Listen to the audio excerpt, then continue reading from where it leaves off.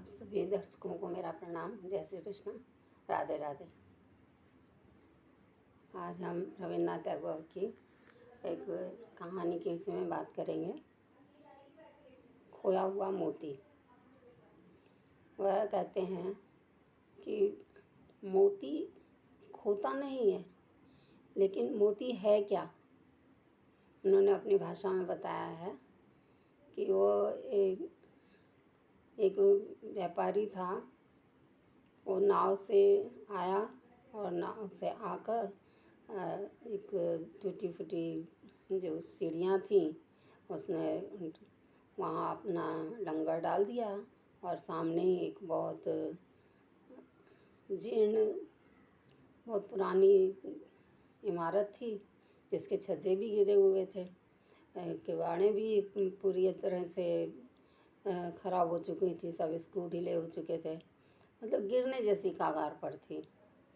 तो उन्होंने कहा कि उसने अब लंगर डाल दिया और उसने मगरिब की, सूर्यास्त हो रहा था, मगरिब की अपनी नमाज़ पढ़ी और नमाज़ पढ़ने के बाद वह उस नाव के तख्ते पर बैठ गया और वह जैसे जैसे वो अपने हर सजदे पूरे करता जाता था तो वहाँ सूर्य की जो लालिमा थी, चंद्रमा की, रात का समय हो रहा था और उस लालिमा के आगे वहाँ पर सुनहरी रेखाएं जो हैं अंकित होती जा रही थी।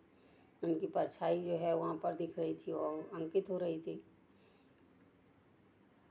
तो उन्होंने कहा, वो जब वो समाज के काम से उठे और फिर वो अपना खाना पीना बनाने के लिए, मतलब अपने भोजन की तैयारी करने लगे। इतने में ही पीछे से आवाज़ आई कान के पास, बहुत तेज़ आवाज़ आई। तो उन्होंने मुड़कर देखा तो एक बहुत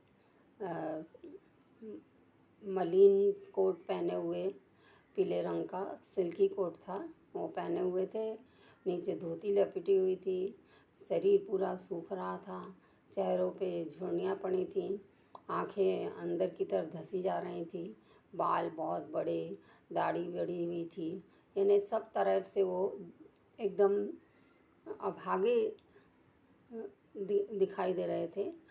और ऊपर से नीचे तक पूरा उनका जो शरीर था वो बता रहा था कि अभाग्यशाली व्यक्ति जैसा होता है उस प्रकार से वो प्रतीत हो रहा था।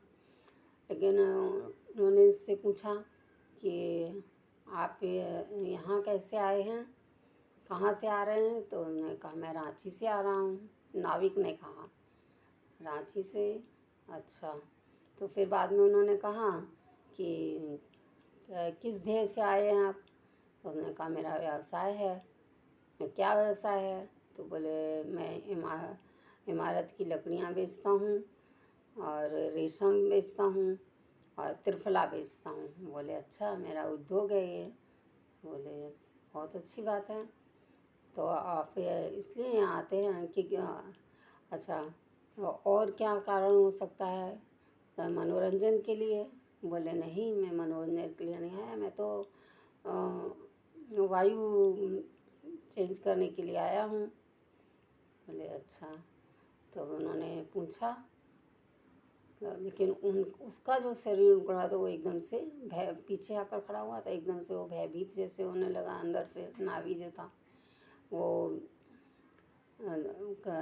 फिर बाद में उनसे बात करते करते कहने लगा कि आप उस व्यक्ति को, जो उनके पीछे खड़ा था, कान से आवाज़ आ रही थी, उस व्यक्ति को वायु की ज़रूरत नहीं थी, लेकिन वो बोलता है मैं तो यहाँ आकर के हमेशा वायु लेता हूँ, लेकिन मुझे कोई फ़र्क ही नहीं पड़ता, और कुनैन भी खाता हूँ। अब कुनैन भी खाता हूँ, वायु भी लेता हूँ, और उसके बाद भी मैं स्वस्थ नहीं हो रहा हूँ। ऐसा उनका बताना था रविन्द्रनाथ टैगोर का। तो कहानी में जो वो कहते हैं तो उनका कहना अपनी जगह पर सही है।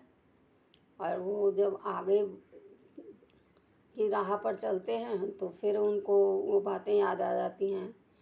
फिर उनकी पत्नी तो आजकल तो आपको उसको मालूम है कि वैवाहिक लोग कैसे होते हैं, और पश्चिमी पद्धति के अनुसार जो है घर बहुत बिगड़ते जा रहे हैं। तो उस तरह की परिस्थिति आने लगी है। तो इसमें वो समझाते हैं कि ऐसी वो पूरे जीर्ण हो जाते हैं। यहाँ पर उनको फणिभूषण और मणिमल्लिका, ये 2 व्यक्ति हैं। तो जो पत्नी है फणिभूषण की, मणिमल्लिका, वो जो है फणिभूषण भी जो है वो आज की पश्चिमी पद्धति के अनुसार जी रहे हैं, और मणिमल्लिका भी। तो उनके जो है आपसी थोड़ी थोड़ी देर में वो रोने लगती हैं। फिर उनके पास बहुत टाइम हो गया है, बच्चा नहीं है, तो उनको उस चीज़ की भी तकलीफ़ होती है। फिर एक दिन ऐसे ही व्यापार में कुछ तकलीफ आई होगी, तो व्यापार की वजह से उन्होंने अपनी पत्नी से बात करी और उनको बताया कि भाई इस तरह से जो है बाज़ार जो है बहुत डाउन चल रहा है, और हमारे कर्ज़ के कागज़ भी हैं।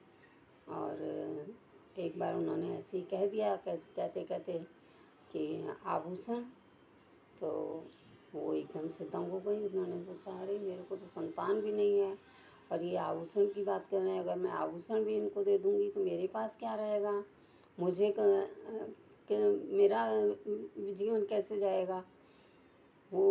तब उन्होंने वो उनकी बात को समझ गए। तो फणिभूषण ने कहा कि अपने मन में दृढ़ कर लिया कि आज के बाद मैं कभी भी इनको कुछ मतलब नहीं कहूँगा और ना मांगूंगा, मैं इनके आभूषण पर कभी अपनी निगाह नहीं रखूँगा। ऐसा उन्होंने अपने मन में दृढ़ कर लिया। लेकिन मधु के साथ उन्होंने क्या किया, मधु जो है वो उनके व्यापार का एक लेखा जोखा वाला व्यक्ति है। तो पत्नी जो है मधु के साथ गांव की तरफ चली गई नौका में बैठकर, और वो वहाँ गई। तो बाद में जो मधु था वो कहता है, वो अपने दिल में सोचने लगा कि आभूषण लेकर के जा रही है, कुछ हमारा भी काम हो जाएगा, कुछ हमको भी मिल जाए शायद, ऐसे उसके मन का विचार। लेकिन वहाँ जब वो चली गई तो उसके बाद में आभूषण ने फणिमल्लिका ने फणिभूषण ने कहा कि अब तो मैं नहीं कुछ कहना चाहता। हाँ, तो मधु ने कहा कि ऐसा नहीं है, आपकी पत्नी है, आपको इतना तो करना पड़ेगा, ये तो पता लगाना पड़ेगा कि वो अपने घर पहुंची या नहीं पहुंची। तो वो उनको जोर कर देके कहने लगे। तब उन्होंने एक व्यक्ति को भेजा पता करने के लिए। अच्छा ठीक है भाई, पता करके आओ, जाओ। तो गया, वहाँ पता किया, तो वहाँ से मालूम पड़ा तो यहाँ तो यहाँ मधु आया है और ना मणिमल्लिका आई है, वहाँ पर कोई भी नहीं पहुँचा। तो वो बड़े परेशान हो गए कि अब क्या किया जाए। तो उन्होंने सोचना शुरू किया और पता लगा। तो उन्होंने कहा अब उन्होंने दृढ़ कर लिया कि अब इसके बाद मैं कभी भी मतलब विश्वास नहीं करूँगा। तो इस तरह से विश्वास भी बहुत ज़रूरी है। और जो आज जो पश्चिम पद्धति चल रही है उसके हिसाब से जो घर बहुत सारे बिगड़ते जा रहे हैं, आपस में व्यवहार अच्छे नहीं रहते, पति पत्नियों के संबंध हो जाता है लेकिन वो घर अच्छी तरह से चल नहीं पाते हैं। अगर थोड़ी सी भी कहीं दिक्कत आती है तो औरत जो है वो अपने आप में पहले परेशान होने लगती है। जो मनुष्य पुरुष तो परेशान है, वो तो अपनी कोशिश कर रहा है, उसके बाद भी वो जो है सब छोड़ करके और वो चले जाते हैं बंगाल की तरफ। तो वहाँ जाने के बाद उनका व्यवसाय उनको मार्ग मिल जाता है और उनका व्यवसाय ठीक चलने लगता है। तो एक बार वो वहाँ से वापस आ रहे हैं, आते आते उन्होंने अपने दिल में सोचते जा रहे हैं कि अब मैं घर जाऊँगा, तो मैं घर पर पहुँचूँगा, घर पहुँच करके मैं अपने मतलब बहुत सारे सपने देखने लगे कि मैं घर पहुँचूँगा तो मुझे घर ऐसे मिलेगा, मेरी पत्नी से ऐसी बात होगी, वो मुझसे ऐसे पूछेंगी। हाँ, लेकिन जब वहाँ पहुँचते हैं तो जाकर देखते हैं तो बाहर से ताला लगा हुआ है। ताला लगा हुआ है। तो उनका दिमाग एकदम से हो गया, अब क्या किया जाए। तो उन्होंने समझा कि घर आ गई हुई, ऐसा थोड़ी है कि अभी तक घर नहीं पहुँचेगी, लेकिन वैसा नहीं हुआ। और वो जो है घर नहीं, जब वो वहाँ पहुँचा तो उसका सपना एकदम से टूट गया। और इसलिए बोलते हैं कि विश्वास बहुत ज़रूरी है, बिना विश्वास के संसार नहीं चलता। और अगर मान लीजिए ठीक है, बच्चे नहीं हैं, पति पत्नी 2 जने तो हो आप, आपको अपना दोनों का तो भविष्य संभालना है। अलग होने से तो भविष्य नहीं बनेगा। अगर साथ में रहोगे तो आप एक दूसरे के प्रति उसको किस चीज़ की ज़रूरत है, आपको किस चीज़, शादी से पहले बच्चे तो नहीं थे, आप ही खुद बच्चे थे। तो आप लोगों को अपना भविष्य भी संभालने के लिए आज बहुत सोच विचार का कदम उठाना चाहिए। जहाँ बच्चे होते हैं और अपने बच्चे अगर हो जाते हैं तो उसके बाद तो और भी अच्छा कदम उठाना चाहिए, बहुत मजबूती के साथ। और अपने पति को तो हमेशा इतना, मतलब कभी कभी परिस्थिति आती है तो उस समय पर कठोर भी हो जाना चाहिए। ऐसा नहीं है कि किसी को तकलीफ़ दो, तकलीफ़ देने वाली बात नहीं होती है, लेकिन कठोर किस लिए होना है कि अपने समझ के लिए, कि हम आपस में ना किसी बात पर वो भिड़ें।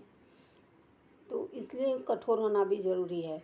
और दोनों को अपनी समझ से काम लेना चाहिए, दोनों को समझ कर चलना चाहिए, तभी जो है गृहस्थ जीवन व्यतीत हो पाता है। और इसमें बताया है उन्होंने कि कृष्ण जन्माष्टमी का जो है उत्सव हो रहा था, सारे लोग गांव की तरफ से देखने के लिए मेला चले गए और वहाँ कोई भी नहीं है। फिर भी वो एक मतलब आस में, और अपने ही घर में, इतना बड़ा घर है और उस घर के अंदर अपने एक खिड़की खुलवा कर और उसमें बैठे हैं, वहाँ बैठ कर के अपना विचार ध्यान लगा रहे हैं कि अभी तो आएगी। वहाँ पर एक जो नदी है, उस नदी की आहट होती है, वहाँ आँख मीच कर बैठे हैं और सामने खूंटी पे एक साड़ी उनकी टंगी हुई है और प्लेट में जो है पान लगा हुआ रखा हुआ है मलिका के हाथ का। और एक उनके पास लैंप है जिसको वो खुद अपने हाथ से रोशनी करती थी। यानी कितनी सारी बातें उन्होंने संजोई हुई हैं, लेकिन उस औरत के दिमाग में एक यही बात रही कि मेरे बच्चे नहीं हैं, अगर कुछ हो जाता है तो मेरा भविष्य क्या होगा। तो खाली अपने विषय में सोचा, लेकिन ये नहीं सोचा कि वो मेरा पति है तो उसका क्या होगा। इसलिए जैसे हैं उसमें बहुत सोच समझ कर, अच्छा संभाल कर अपने आप को निकाल लेना चाहिए और दोनों का भविष्य उजागर होना चाहिए। आपस के व्यवहार, और आदमी को कभी भी अपने आप को पूरा नग्न नहीं कर देना चाहिए। ऐसा नहीं है कि पत्नी है तो आप उसके सामने पूरे ही खाली हो जाओ, ये भी बात बहुत गलत होती है। कि कभी भी दोनों में आपस की जो बातें हैं उसमें बहुत ज़्यादा संयोग की ज़रूरत होती है, साहस की ज़रूरत होती है, विश्वास होता है। और जो अमिट विश्वास होता है वो कभी टूटता नहीं। जय श्री कृष्ण। मैं इतना कहकर अपने शब्दों को प्रणाम को विराम देती हूँ। आप ये पुस्तक पढ़िए, बहुत सारी कहानियाँ हैं छोटी छोटी, बहुत अच्छी हैं, सीख मिलती है हमको इनसे। जय श्री कृष्ण, राधे राधे।